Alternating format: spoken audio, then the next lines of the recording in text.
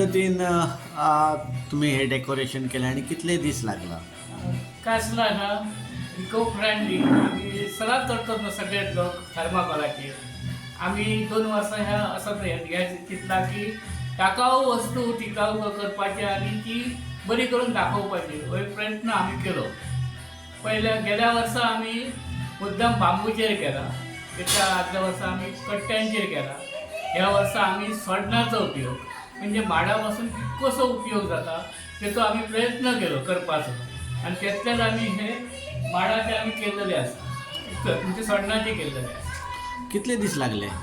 कमीच कमी आम्ही जवळ नागपंचमीची मातशी सुरुवात केली.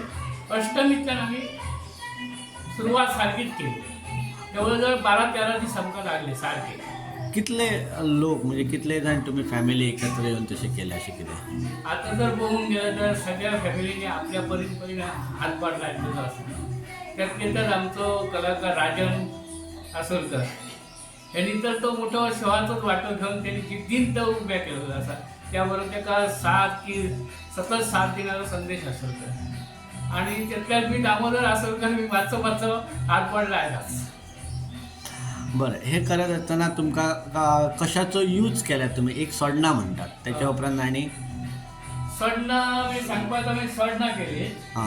भुसो यूज केला. भुसो हो सडणाचोच केला, भायलो हाडूंक ना झाडाचो आणि कसं हेजे वस्तूचो ना, तो भुसो वापरलो.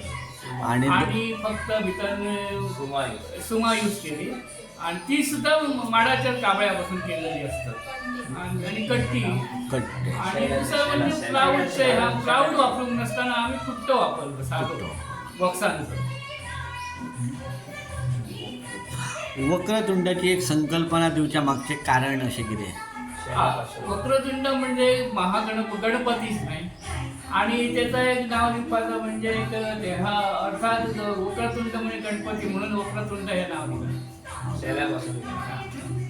आणि ते वक्रतुंड ह्या नाव घातला ती जी माडाची शेरी येतो ती शेरीचे फुडलो भाग काढून त्याच्यापासून तयार.